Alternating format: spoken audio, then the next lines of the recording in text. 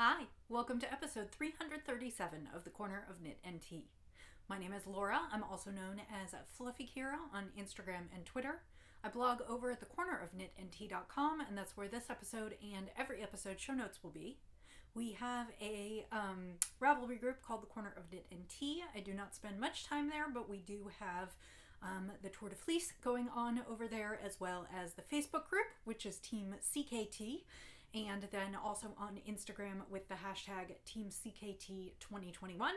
And finally, I have an Etsy shop where I sell my patterns and handspun yarns, and you can find that at the Corner of Knit and Tea as well. Hi, how are you? It is Monday, July 12th. The time is flying by, and I hope that you have had a lovely weekend and are on your way to a good week. I went to gather everything to come talk to you and realized that I don't have a ton to show you and have been trying to figure out where my time has gone. I suspect quite a bit of it has gone to spinning, and I do have some of that to show you. And maybe just I did take a night or two off because I was feeling tired and my hands were a little tired. So maybe that has been part of it. The last week here has been pretty good. We've been watching the tour, of course. This week is going to be a busy week business-wise, and I kind of have some extra things going on, so I don't know what my crafting is going to look like. But today actually was fairly easy for a Monday. This isn't going to be a huge week at work, so I had some time to work through some things, and now it's about 3 o'clock in the afternoon. It is warm but not scorching out, and a little overcast, so I have the extra light on here in the studio. Or I should say my craft room, office, podcast studio, whatever you want to call it, the bedroom. And I am ready to go. So I hope that you are doing well. I hope you're having fun working on crafts, or if you're not crafting, that you are able to enjoy a little bit of time out of doors. We have not spent much time out of doors, but well, I guess the big thing that we did this weekend is we went shopping for a new couch. We have needed a new couch for a few years. We have 2 little love seats, and we bought those when we moved into our first apartment together 13 years ago, and we have been using them ever since. And I'm sure that we talked about replacing them before the pandemic, but then the pandemic came, and I didn't really want to go shopping and go sitting on furniture, and stores were closed. And so this weekend, our 13th wedding anniversary is coming up, and so this week we decided that we wanted to go check it out and see if we could find a new couch, and so we ordered it, and it will be delivered tomorrow, and I'm beyond excited.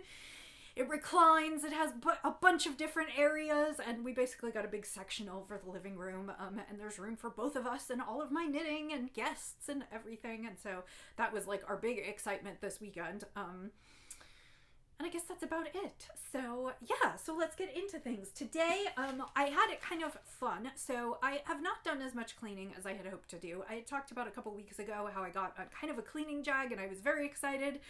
Well, it wore off a little bit, but I did find a few things when I was cleaning, and one of them was this Rubbermaid box that I had taken to the office. Back when I worked in an office, which was back in 2018. So, because I've been working from home now for over 2.5 years.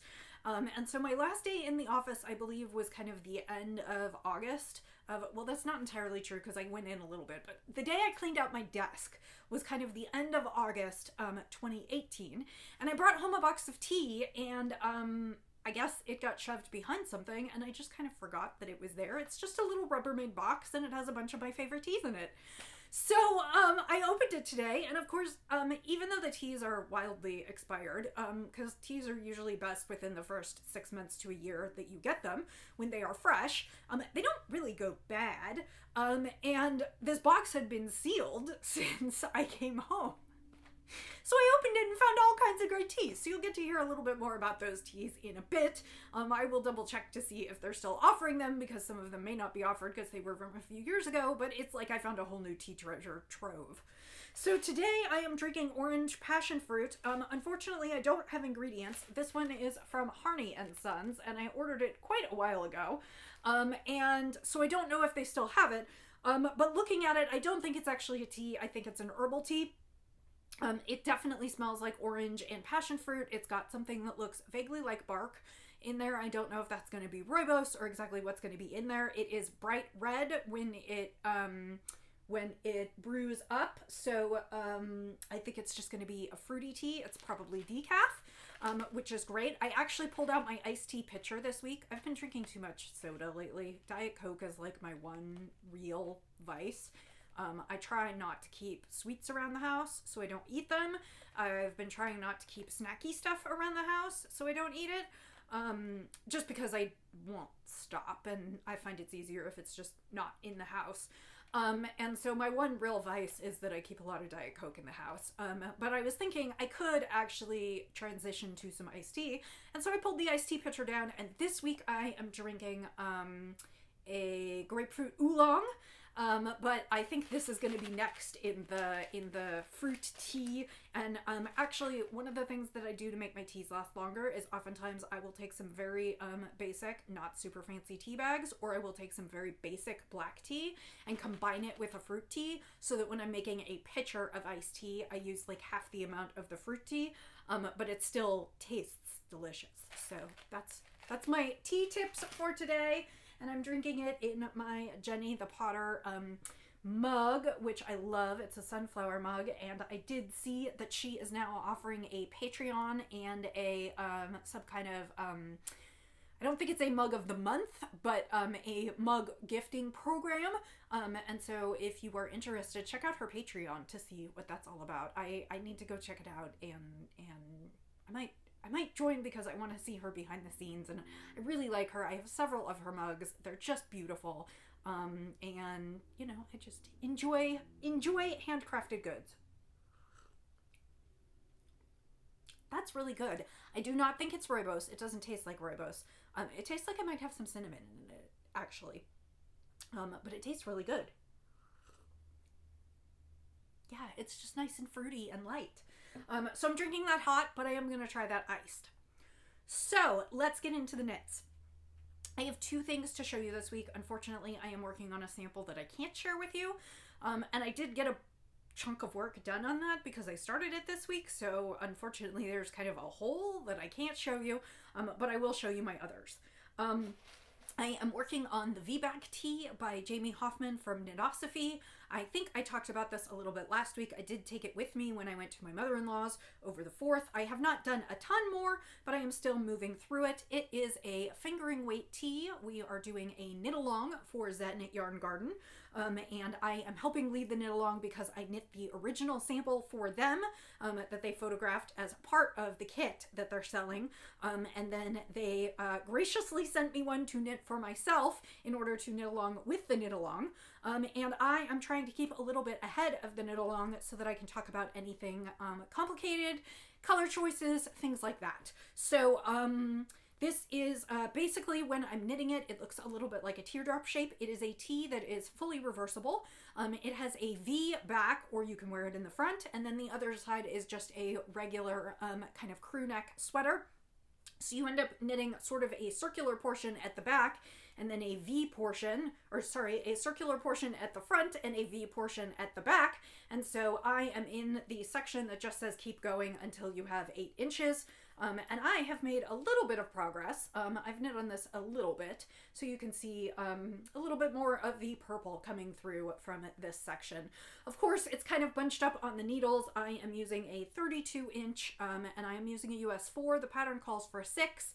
I find lately my gauge is all over the place, and I frequently have to go down 2 needle sizes to achieve gauge reliably. So that's not a comment on what potentially you should do with it, but yeah.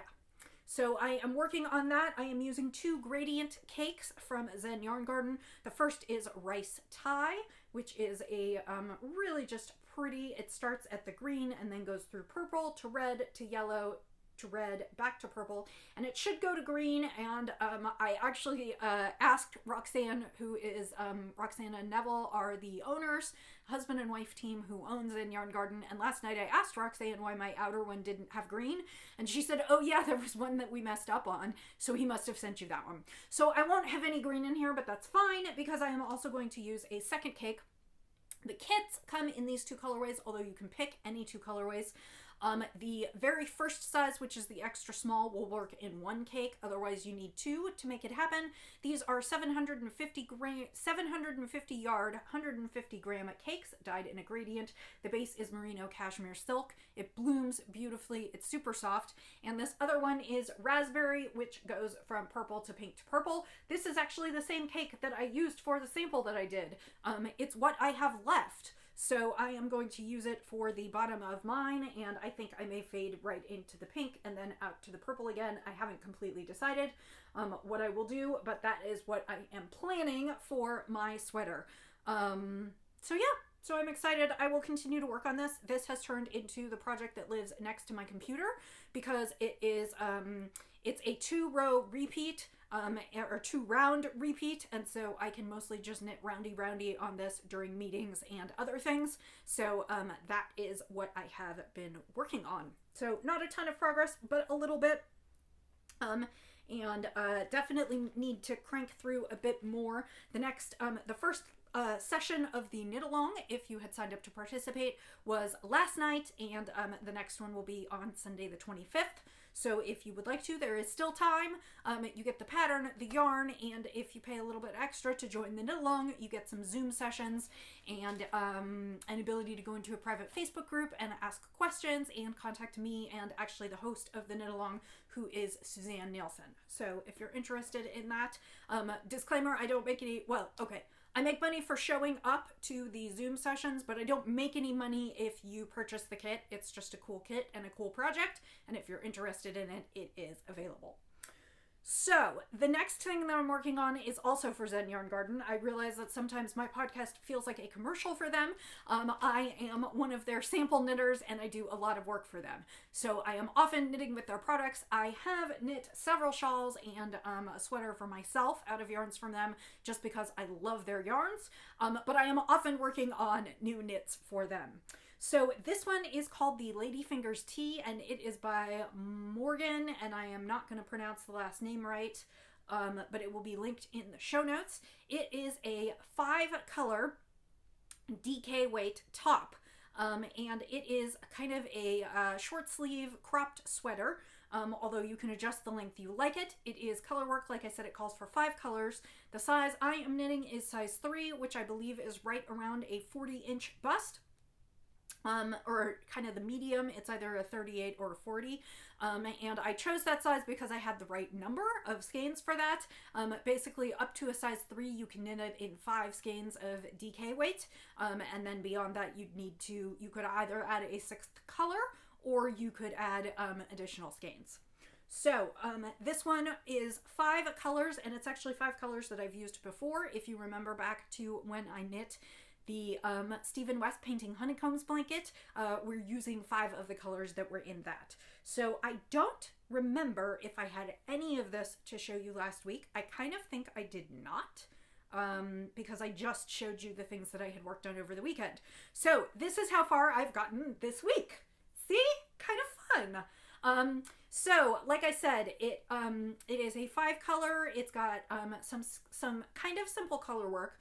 The only reason that I wouldn't suggest this as a first color work project is because these vertical sections are a little tricky.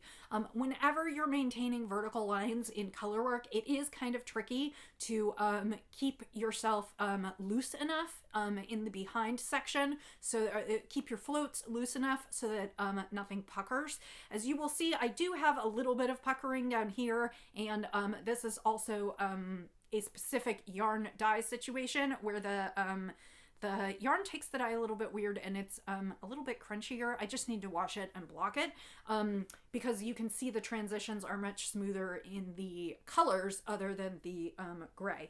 But anyway, so like I said, these floats are a little bit trickier when you have consistent vertical floats. You can see behind, I'm trying to keep things nice and loose.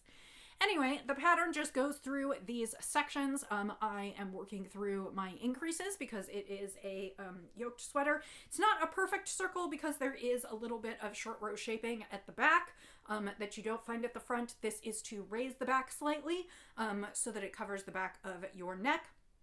But otherwise, I am finding this a pleasing knit. I have a few more sections to go and a couple more increases to go before I break for the sleeves.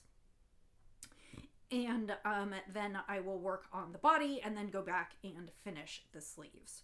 So this should be a relatively quick knit. Excuse me, I just dropped a couple stitches off. This should be a relatively quick knit, and my hope is that by the time I talk to you next week, I will have divided for the sleeves.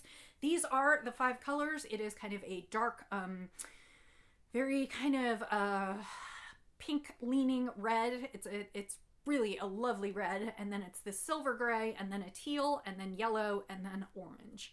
And so these colors will repeat throughout. You could do this with any colors you want. The original also uses a few speckles in there. So you could think about combining maybe 3 solids with 2 variegated or speckled yarns, as long as they're not too busy. There are lots of fun projects to look at on Ravelry. So again, this is the Lady Fingers sweater by Morgan, I want to say Walter's Craft or something like that. I will put it in the show notes. And again, I am using Zen Yarn Garden Superfine DK, which is their 100% superwash merino. Comes in 100 gram, 250 yard skeins. And up to the size 3, which like I said, I think is a 40-inch bust. It's just 5 skeins, and then after that you can add a 6th color or just add additional skeins of some colors and play with it a little bit. It also it's written for short sleeves, but there are modifications, I believe, for longer sleeves. So, and I will be doing the short sleeve version. So that is what I'm working on and what I can show you in terms of the knits. Hopefully I will have good progress to show you. I'm kind of rotating through these different knits in the evenings, but I am also spending a lot of time spinning, and this will be the final week for that because this is the final week of the tour. So I am spinning for Tour de Fleece, and I am having a great tour so far. I'm going to get through a ton of fiber, which I'm really, really pleased about. Unfortunately, I don't have a ton to show you because I'm sort of in the midst of a big project. So let's talk about what I did. This week I continued spinning on my sweater spin. I can't remember if I had 2 bobbins to show you last time. I might have. If not, here are 2. This is a pound of singles. I already have... I think I probably have between 4 and 6 ounces on the bobbin now, so I am just finishing up the last bump, and then I will have 24 ounces of singles, and then I will start plying, and I'm going to mix up the bobbins as I start plying so that I ply some of the beginning spinning with some of the spinning that I just did. This kind of evens out if your spinning has varied at all throughout the process. So like I said, I have these gorgeous bobbins. These hold between 8 and 10 ounces. And that's what I've got going on here. And I have 1 more in progress that I hope to be finished with possibly tonight, probably tomorrow. I might just knit tonight because I need to catch up on some of these sample projects. So, and today is, I should say, today is a rest day during the tour because they had a really hard mountain stage day yesterday. So there won't be tour to watch tonight, and I might just knit rather than spin, but I might spin a little bit. So I've been spinning a ton on these. On my other wheel, I have been spinning colored fiber. Not that this fiber is not colored, but I have been spinning more variegated braids for more fun. This week I finished a beautiful braid that I know I showed you last week. It was dyed by Kumasi Fibers on Etsy, who is a new to me fiber dyer located in the San Francisco Bay Area. Gorgeous selection of fibers. What I chose was superwash merino. It turned out to be a supersized braid. It said approximately 4 ounces. I came out with 4.8 ounces, which is a lot of fiber and gorgeous. And when I showed it last week, a lot of you said it looked very Christmassy to you. And for some reason, I really wasn't getting the Christmas feel. But now I will show you why I was not getting the Christmas feel. It wasn't really red. It was kind of pink. And so the greens with all of that white and even some of that kind of bright pink, it really is pink rather than red. And so what it came out looking like is it reminds me of like a flower garden. I think I called it Rose Garden. It is up in the shop now. It is approximately 330 yards of a squishy sport to DK weight. And this is superwash merino. So although it is lovely and soft and would feel divine next to your skin, it would also make great socks. box because it is superwash merino. It does not have any nylon in it, so if you were concerned about wearing out the heels, then maybe you want to keep it for slightly more delicate wear. It would make a nice shawlette or a cowl, or it would make really soft mittens or a hat. It's just beautiful, and it is actually already up in my Etsy shop. I put it up this afternoon, and this is the second finished skein of the tour, and I am really, really pleased with that. So I have started on a third non-solid skein for the tour, something outside my sweater spin, and I just started on that one last night, and this is fiber from the Neighborhood Fiber Company. I showed you this at the beginning. It is cobblestone roving, and it is basically blue and kind of a darker brownish red, and it's really pretty and very intense, and I spun my first bobbin of it last night on my Ashford Joy, and then I'm gonna spin the second bobbin of it probably on Wednesday night at our knit night.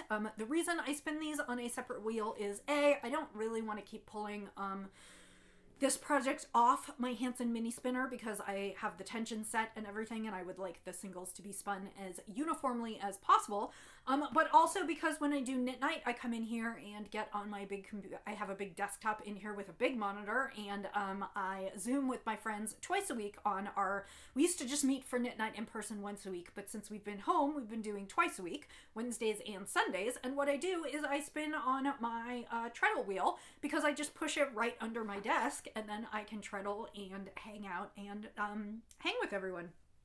So I spun 2 ounces last night, and then I will spin the other 2 ounces on Wednesday, and then hopefully ply Thursday or Friday. So this week should be big for plying. Like I said, I need to finish the last bobbin of this, and then I will be plying these skeins up. As I said, these are 8 ounces on a bobbin, so that's 24 ounces. That's going to be a lot of plying. My guess is I'll be sick of plying by the end of it, but it will probably only take me a couple nights because plying goes relatively quickly because you're a little less concerned with, pulling any neps or errant vegetable matter out of the fiber. Excuse me. Or, making sure that your singles are super even. Plying just tends to go really quickly, and I actually turn the speed up when I ply as well. So that is all the spinning content. Basically what that means is I've already spun 2 braids, and they're almost 9 ounces total. I have another 24 ounces on the bobbins, and I'm working on my final 4 ounces. So when this is all said and done, I will have spun between 2 1/4 and 2.5 pounds for this this Tour de Fleece, which is awesome. Some years I do a little bit more, although I think this is probably on the high end. Many years I have had to do less because we have traveled or other things have come up, but I am really, really pleased with my output this time. And then I'm going to go back to spinning single braids for the shop. I don't know yet what sweater I'm going to knit. Originally, when I ordered this fiber, I thought about maybe spinning for a boxy by Joji Locatelli, and I'm still thinking about that. I really need to see how the fiber comes out, how much yardage I get, what the actual weight is. I would need to swatch it, and then I can start to think about sweater patterns. And my thought is that I might knit this for my Nanny Swaymo sweater later this year. I know that that's a ways out, but I already have samples covered pretty much through the summer, and then I still need to do Miles' sweater and the kids' winter stuff, and I have a couple more things I'd like to do for myself. I would really love to crank out another summer tee. Someone in my knitting group is producing a gorgeous sweater. She's writing the pattern down, and we're all thinking about test knitting it. It's a bulky weight cotton sweater. So I just have a million things to do. So I think I might savor this and use this as my November Nanny Swaymo sweater. And we actually will be doing some traveling in November, providing that things stay okay-ish in the United States. My husband will be doing an Ironman this year in November, the weekend before Thanksgiving, and we might get to celebrate Thanksgiving with my family. That's not for sure yet, but we're talking about it. And if so, there will be lots of driving around the country, which means I will have lots of knitting time and can work on a sweater for myself in November. Not that I wouldn't work on a sweater for myself even if I didn't have enough time, but I always look forward to, I have always looked forward to our car trips to go to Thanksgiving and to travel a little bit in November because it's lots of car time. My husband likes to drive, doesn't like to be a passenger. I like to knit, don't love to drive, so it works out perfectly. I get lots of knitting time and we kind of tootle around the United States. So, think that's all I have for you this week. I know it's a little bit shorter than some of the more recent episodes. I hope that you have a lovely week ahead, that you are crafting on something fun, or that if you're not, you're out enjoying the weather, or just doing other things that you like to do during the summer. If you are spinning for the Tour de Fleece, don't forget to join us. This is the last week. You'll have a couple days following the end of the tour, which is this Sunday the 18th, to post some final photos, and then I will be giving out prizes. I have given out a few prizes already based on participation, but I will do some prizes at the end for kind of grand tour final prizes. And if you are not participating in the tour, next week you won't have to listen to me talk about it too much. I guess I'll show you my final spins, but we won't be talking about it as much because it will be over. The Olympics are going to be starting soon. I am not going to participate in the Ravelin Games this year. Like I said, I've been trying to limit my participation on Ravelry because of everything that has been going on with them. However, maybe I will cast on an Olympic. Maybe I'll cast on that sweater as my Olympic project. I have lots of responsibilities. I really shouldn't do that, but I guess we'll see. Anyway, I hope that you are doing well. I hope you have a lovely upcoming week, and I will see you next time. I will say until then, happy knitting, happy spinning, happy sipping, and I'll see you then. Bye.